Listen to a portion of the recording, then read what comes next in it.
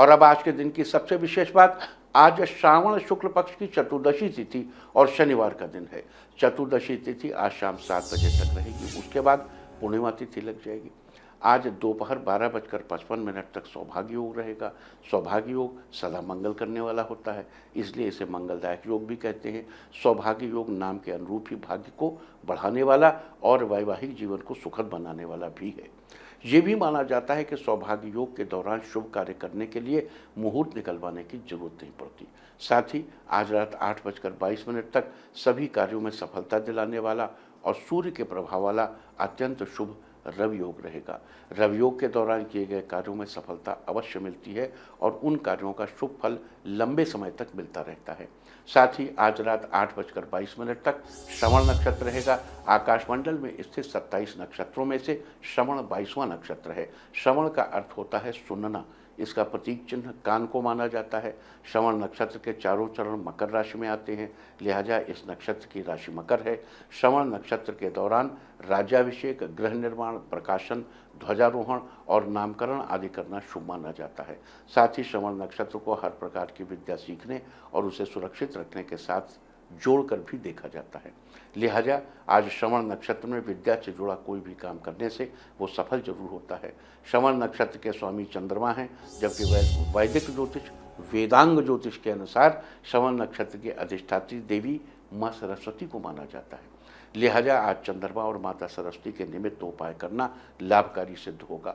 श्रवण नक्षत्र के दौरान जन्मे जातक बुद्धिमान और सामाजिक व्यवहार में कुशल होते हैं। इनमें लोगों को प्रभावित करने की क्षमता होती है, जिसके कारण इनके बहुत से मित्र भी होते हैं। इनके आर्थिक स्थिति अच्छी रहती है, इनके अंदर सेवा भाव होता है और ये अपने कर्तव्यों को जिम्मेदारी से निभाते हैं। भगवान के प्रति भी इनकी आस्था होती है और इन पर आसानी से विश्वास किया जा सकता है।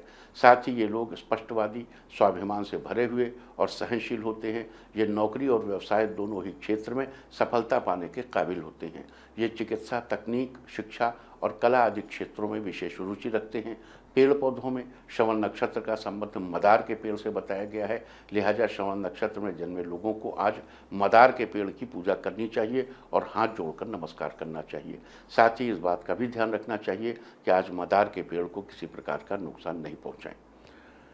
आज के दिन ऐसा करने से आपको शुभ फलों की प्राप्ति होगी और जीवन में सुख समृद्धि बनी रहेगी। तो ये थी चर्चा सौभाग्य योग, रवि योग और श्रवण नक्षत्र की। और अब बात करते हैं आज पड़ने वाली भद्रा की। आज शाम 7:01 से शुरू होकर कल सुबह 6:45 तक पाताल लोक की भद्रा रहेगी। आप जानते ही हैं कि भद्रा अलग अलग 12 चंद्र राशियों के अनुसार तीनों लोक, स्वर्ग, पृथ्वी और पाताल में घूमती रहती है।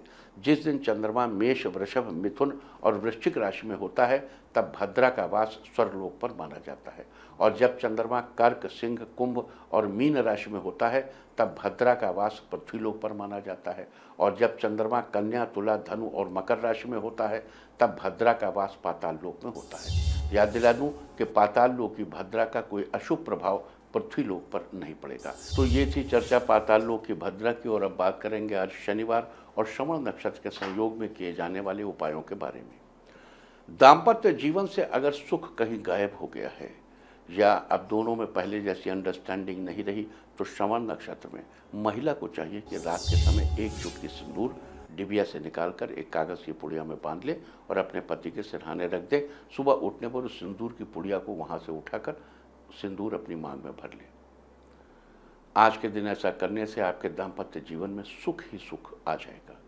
अगर आपकी कन्या का विवाह जल्द ही होने वाला हो तो श्रवण नक्षत्र में अपनी कन्या के हाथों से साबुत हल्दी की 7 गांठें, 7 सिक्के, थोड़ा सा केसर, गुड़ और चने की दाल एक पीले कपड़े में बांधकर उसकी पोटली बना लें और उस पोटली को कन्या के ससुराल की दिशा में रहने वाले किसी ब्राह्मण को दे दें। आज ऐसा करने से कन्या को ससुराल में सुख मिलेगा और साथ ही उसका दाम्पत्य जीवन भी खुशहाल रहेगा। आपके घर में धन दौलत तो बहुत है, लेकिन परिवार के सदस्यों के बीच छोटे मोटे झगड़ों के कारण घर की सुख शांति कहीं गायब हो गई है। तो श्रवण नक्षत्र में पंसारी की दुकान से मदार की जड़ लाकर उसे साफ करके लाल कपड़े में लपेट लें और उसे घर के किसी ऐसे कोने में रख दें जहां ज़्यादा छेड़छाड़ न करनी पड़ती हो। आज ऐसा करने से जल्द ही घर की सुख शांति फिर से लौट आएगी। अगर आपके जीवन में हमेशा अपने ऊपर आप माँ लक्ष्मी की कृपा बनाए रखना चाहते हैं, साथ ही समाज में अपनी कीर्ति, यश और सम्मान बनाए रखना चाहते हैं, तो आज भगवान शंकर के इस मंत्र का जाप करें। मंत्र है ओम शं शंकराय भवोद्भवाय शं ओम नमः। देखो, शं कल्याणकारी बीज है, कल्याण का बीज है। भगवान शिव को शंकर ऐसा कहा जाता है कि सबसे पहले रावण ने कहा था। प्रसंग है कि रावण बड़े होकर उसने अपने पिता से पूछा हम कौन हैं, तो उन्होंने कहा कि हम सृष्टि की रक्षा करने का हमने संकल्प लिया है, आज तो हम राक्षस कहलाते हैं। हम सृष्टि की रक्षा करते हैं, हम प्रो एनवायरनमेंट हैं, हम एनवायरनमेंटवादी हैं, हम पर्यावरण की रक्षा करते हैं। तो वो पर्यावरण की रक्षा के लिए तीनों लोकों में अपना फरसा लेके घूमा, और जो उससे राजी नहीं हुआ उसने उससे युद्ध किया। तो ऐसा करते हुए वो भगवान शंकर के यहाँ कैलाश भी पहुँच गया, और भगवान शंकर से कहा युद्धम दे, युद्ध दो, या तो मेरी बात मानो, प्रो एनवायरनमेंट रहो। अब भगवान शंकर को उससे उन्होंने सुना, उसको इग्नोर कर दिया, फिर वो ललकारता रहा। अल्टीमेटली जब वो पीछे ही पड़ गया तो भगवान शंकर ने कहा ठीक है भाई, अब युद्ध ही कर लो, बट ठीक है तुम्हारी वो सही होगी, लेकिन मैं कोई तुमसे ये नहीं, मैं जब ज़रूरत होगी तो मैं एनवायरनमेंट को ब्रेक डाउन भी करूँगा, मैं अगेंस्ट एनवायरनमेंट भी कुछ कर सकता हूँ, मतलब इसकी स्वतंत्रता तो मैं रखूँगा, भले ना करूँ, मैं तो पर्यावरण के पक्ष में ही हूँ, लेकिन अब ये कोई परतंत्रता की बात थोड़ी। बहरहाल दोनों में युद्ध हुआ। कई दिन के बाद रावण ने ये फील किया कि इतने दिनों के युद्ध में भगवान शंकर ने रावण पर एक बार भी वार नहीं किया, वो केवल रावण के वारों को रोकते रहे। रावण को लगा तो मुझे बच्चा समझ के खेल रहे हैं मेरे साथ, और खुद ये तो बड़ा मतलब यशस्वी था और बड़ा बलशाली था। तब रावण को बोध हुआ कि मैं किससे लड़ रहा हूँ। उसने फरसा फेंका और जोर से चिल्लाया शंकर शंकर, कल्याण करो कल्याण करो, शंकर शंकर। तब से शंकर, शं शिव शंकर कहलाए, कल्याण करने वाले कहलाए। तो उनका ये कल्याण बीज ओम शं शंकराय भवोद्भवाय शं ओम नमः, ओम शं शंकराय भवोद्भवाय शं ओम नमः। आज आप इस मंत्र का 21 बार जाप करें, और जाप करने के बाद दूध चावल से बने खीर का होम करना चाहिए। आज के दिन ऐसा करने से आपको लक्ष्मी जी के साथ साथ कीर्ति, यश और सम्मान सब कुछ प्राप्त होगा। भोले बाबा आज आपका कल्याण कर देंगे।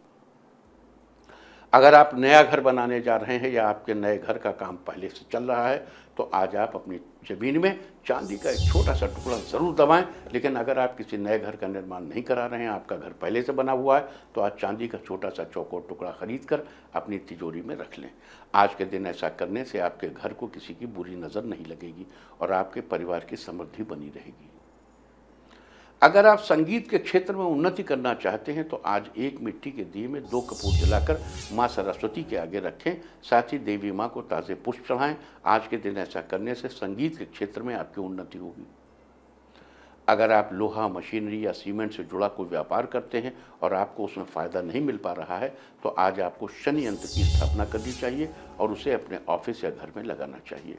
आज के दिन ऐसा करने से आपको अपने व्यापार में खूब फ़ायदा मिलेगा। अगर आप अपने नए बिजनेस से संबंधित किसी लीगल मैटर में उलझ गए हैं, तो उससे बाहर निकलने के लिए आज शनि स्तोत्र में दिए शनिदेव के इस मंत्र का जाप करें। मंत्र है अधो दृष्टे नमस्तेस्तु संवर्तक नमोस्तु ते, नमो मंद गते तुभ्यम निस्त्रिंशाय नमोस्तु ते। आज के दिन इस मंत्र का जाप करने से आपको अपने नए बिजनेस के लीगल मैटर सुलझाने में मदद मिलेगी। अगर आप अपने सारे कष्टों को दूर करके खुशहाल जीवन जीना चाहते हैं, तो आज पीपल के पेड़ के नीचे सरसों के तेल का दीपक जलाएं। साथ ही शनि के मंत्र का 21 बार जप करें। शनिदेव के मंत्र का मंत्र इस प्रकार है ओम प्रांग प्रीं प्रौं सह शनैश्चराय नमः, ओम प्रांग प्रीं प्रौं सह शनैश्चराय नमः। आज के दिन ऐसा करने से आपके जीवन के सारे कष्ट दूर होंगे और आपका जीवन खुशहाल होगा।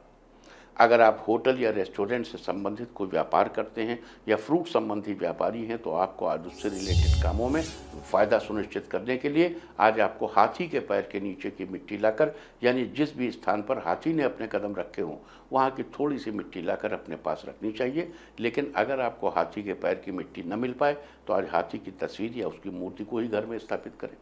आज के दिन ऐसा करने से आपको अपने व्यापार में फ़ायदा ही फ़ायदा मिलेगा। अगर आपके बच्चे को बार बार नज़र लगती है तो आज शनिवार के दिन 1 चुटकी नमक और 2 लाल मिर्च लेकर बच्चे के ऊपर से 7 बार उतारकर घर के बाहर आग में जला दें। ऐसा 7 दिनों तक करने से, 7 शनिवार तक करने से आपके बच्चे को अगर कोई नज़र लगी है तो परमानेंटली हट जाएगी और भविष्य में आसानी से लगेगी भी नहीं। अगर कठिन परिश्रम के बाद भी आपको सफलता हासिल नहीं हो रही है तो उसके लिए आज आप शाम के समय शनिदेव की पूजा करने के बाद शनिदेव के इस मंत्र का 11 बार जप करें। मंत्र है ओम शं शनैश्चराय नमः, ओम शं शनैश्चराय नमः। आज के दिन ऐसा करने से आपकी सफलता में कभी कोई रुकावट नहीं आएगी।